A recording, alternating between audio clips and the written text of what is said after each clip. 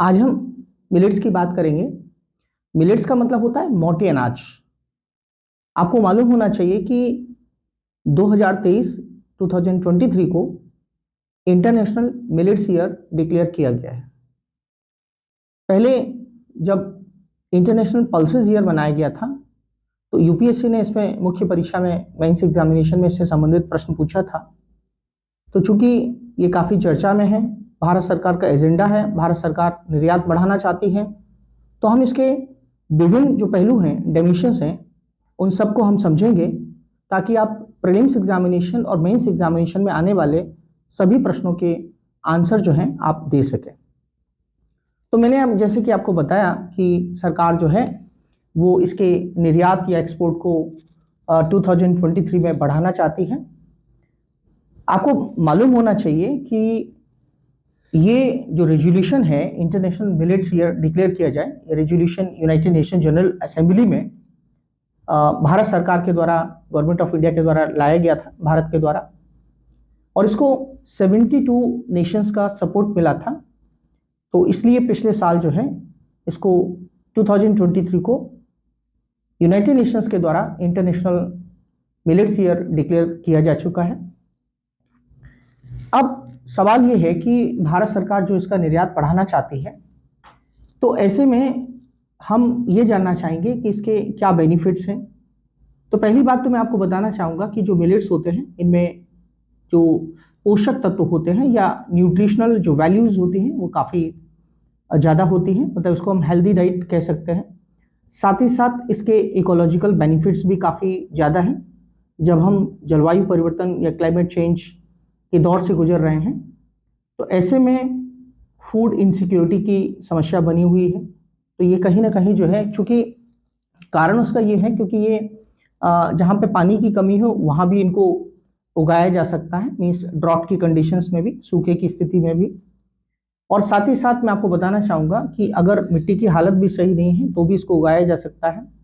और टेम्परेचर भी काफ़ी जो है, ये फसलें जो हैं, ये क्रॉप जो है मिलेट्स की, ये सह सकती हैं, इनमें वो क्षमता होती है।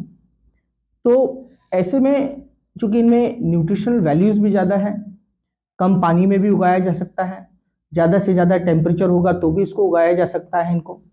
तो ऐसे में स्थिति ये होगी कि एक तो फूड सिक्योरिटी का इशू मैंने आपको बताया कि वो सॉल्व होगा, और जब किसान इसको ज़्यादा से ज़्यादा उगाएगा और उसको इंटरनेशनल मार्केट में अगर उसको प्राइस मिलेगा तो उससे देश को भी फायदा होगा, साथ में पॉवर्टी इरेडिकेशन भी होगा।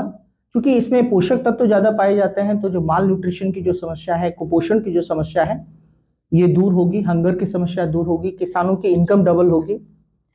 और मैं आपको बताना चाहूँगा कि ये जो मिलेट्स हैं ये इंडिया जो प्रोड्यूस करता है, लगभग कह सकते हैं कि 170 लाख जो है टन्स मिलेट्स भारत प्रोड्यूस करता है। और ये पूरी कह सकते हैं एशिया में जो 80% प्रोड्यूसर कह सकते हैं 80% जो इसका उत्पादन होता है, प्रोड्यूस होता है, उसका 20% जो प्रोडक्शन है भारत में होता है। तो कह सकते हैं कि भारत के लिए काफ़ी अपॉर्चुनिटी है, भारत इसके द्वारा जो है अपने निर्यात को बढ़ा सकता है। अगर हम देखें तो भारत जो है लार्जेस्ट प्रोड्यूसर है, साथ ही साथ जो है 5th लार्जेस्ट एक्सपोर्टर भी है, मतलब हम 5वें निर्यातक हैं मोटे अनाजों के मामले में। अगर हम मोटे अनाजों की बात करें तो इसका एविडेंस या इसके प्रमाण जो है इंडस वैली सिविलाइजेशन में हम देख सकते हैं। इसका महत्व तभी से है। भारत इसको कैसे प्रमोट करने जा रहा है ये मैं आपको बता दूं। सेंट्रल गवर्नमेंट और स्टेट गवर्नमेंट दोनों ही साथ में मिलकर काम करेंगे, डिफरेंट मिनिस्ट्रीज भी इसमें शामिल होंगे। साथ ही साथ जो वेरियस एम्बेसीज हैं, राजदूत कह सकते हैं, जो दूतावास हैं हमारे, वो भी इसमें सहयोग करेंगे। और सबसे खास महत्वपूर्ण बात तो ये है कि भारत जो G20 की समिट 2023 में जो होस्ट करने जा रहा है, वहाँ भी जो है ये मिलेट्स जो है परोसा जाएगा। तो ऐसी स्थिति में जब जो है पूरी दुनिया में इसका वर्ल्ड वाइड अट्रैक्शन जब होगा, लोग इसके महत्व को जानेंगे, समझेंगे, तो निश्चित रूप से जो है भारत को इसका फायदा विभिन्न डायमेंशंस में, डिफरेंट डायमेंशंस में मिलेगा। तो ये संक्षेप में जो है मिलेट्स के बारे में मैंने आपको बताया कि मिलेट्स बहुत ही पोषक तत्व हैं और कह सकते हैं इनमें काफ़ी पोषक तत्व होते हैं, ये मैं आपसे कहना चाहता हूँ। तो इनके महत्व को भारत कैसे इसको प्रमोट करना चाहता है, भारत को इससे क्या फ़ायदा होगा, इन सब पहलुओं को मैंने जो है आपके सामने रखा है, और ये आपके प्रारंभिक और मुख्य परीक्षा से संबंधित जो प्रश्न हैं उनको आप संक्षेप में निश्चित रूप से समझे होंगे उनके लिए। तो हम किसी नेक्स्ट टॉपिक के साथ मिलते हैं। थैंक यू, धन्यवाद।